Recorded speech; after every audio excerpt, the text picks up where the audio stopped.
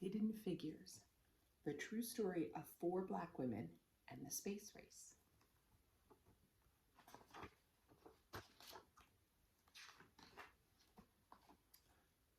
Dorothy Vaughn, Mary Jackson, and Katherine Johnson, and Christine Darden were good at math. Really good. In 1943, the United States was at war, World War II. Dorothy Vaughn wanted to serve her country by working for the National Advisory Committee for Aeronautics, the government agency that designed airplanes. Having the best airplanes would help America win the war. Making airplanes fly faster and higher and safer meant doing lots of tests, and the agency's Langley Airport in Hampton, Virginia. Tests meant numbers, numbers meant math, and math meant computers. Today we think of computers as machines, but in the 1940s, computers were actual people like Dorothy, Mary, Katherine, and Christine. Their job was to do math. Because Dorothy was Black and a woman, some people thought it would be impossible for her to get a job as a computer. She lived in Virginia, a southern state where laws segregated or kept apart Black people and white people. They could not eat in the same restaurants. They could not drink from the same water fountains. They could not use the same restrooms. They could not attend the same schools. They could not play on the same sports teams. They could not sit near each other in movie theaters. They could not marry someone of a different race. But Dorothy didn't think it was impossible. She was good at math, really good. She knew she was the right person for the job. She applied, and the laboratory offered her a position as a computer. At work, Blacks and whites were kept apart. The white computers worked in one building, and Dorothy and the other Black computers worked in a different building in their separate office. Even though they worked on the same kinds of assignments, the Black computers and white computers used separate bathrooms and ate in separate lunchrooms. America won the war in 1945, but Dorothy stayed on the job, still trying to make airplanes faster and safer. By 1951, the Americans and the Russians were competing to see who could build the best planes. That meant that more experiments and more numbers, and lots of numbers. And more numbers meant the need for more computers. That's when Mary Jackson got a job as a computer at Langley. She worked in a group that tested model airplanes in the wind tunnels. A wind tunnel was a machine like a huge metal box with a powerful fan attached. Mary put model airplanes in the wind tunnel and blasted them with air from the fan. This experiment helped her group improve their designs on models before building full-size airplanes. Mary wanted to become an engineer, but officials said it was impossible. Most of the engineers at the laboratory were men, and to become an engineer, Mary needed to take high-level math classes.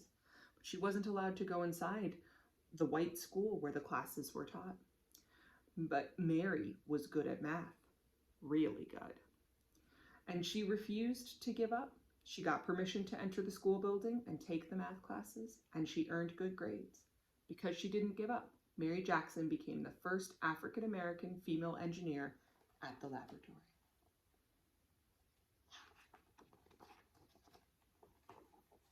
Katherine Johnson was good at math and always asked a lot of questions. In 1953, she applied to the laboratory for a computer job and was placed on a team that tested actual planes while they were flying in the air. Their research was used to figure out ways to prevent future plane crashes. In one of her first projects, she learns how to analyze turbulence, or dangerous gusts of air. No one knows how many lives her work may have helped save.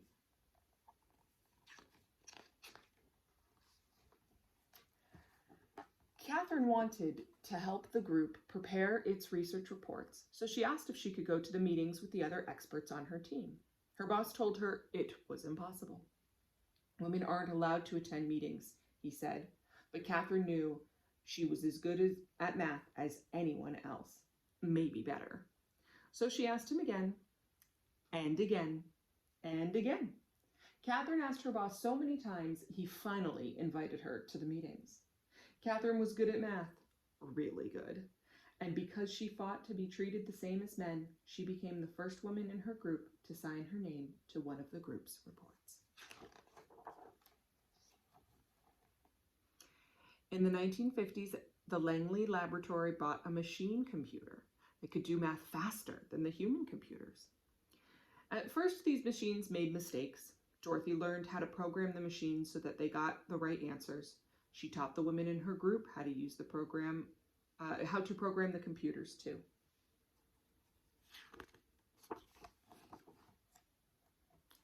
In 1957, Russia launched a satellite known as Sputnik into orbit around the Earth.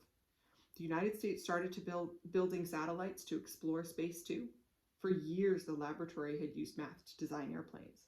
Now it would need math to create spaceships as well. The government decided to change the agency's name from the National Advisory Committee for Aeronautics to the National Aeronautics and Space Administration, NASA. In 1961, President John F. Kennedy told Congress, "I believe that this nation should commit itself to achieving the goal, before the decade is out, of landing a man on the moon and returning him safely to Earth." A man on the moon! But the first step to getting a man on the moon was to send an astronaut around the Earth. NASA was going to need to hire more space experts and more people who were good at math. Really good.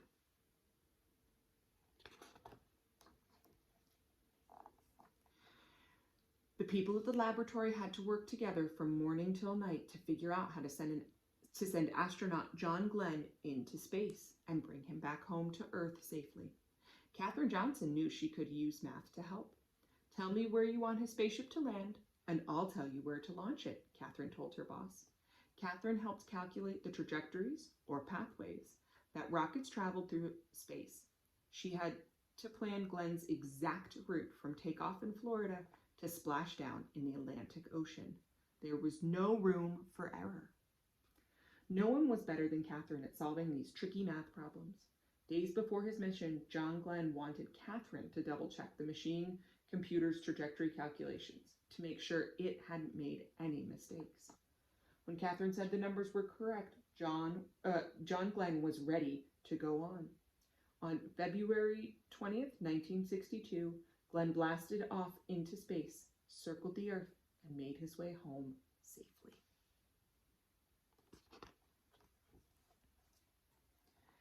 Meanwhile, laws began to change so that black and white students could go to school together. Blacks fought for the right to sit beside whites on buses to drink from the same water fountains.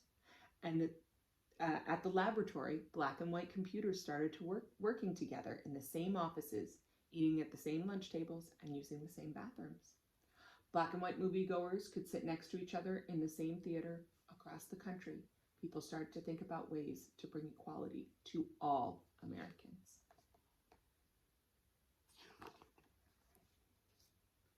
Christine Darden was good at math, and she loved electronic computers.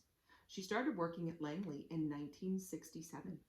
Christine wanted to become an engineer, and thanks to Dorothy, Mary, and Catherine, she knew it was possible.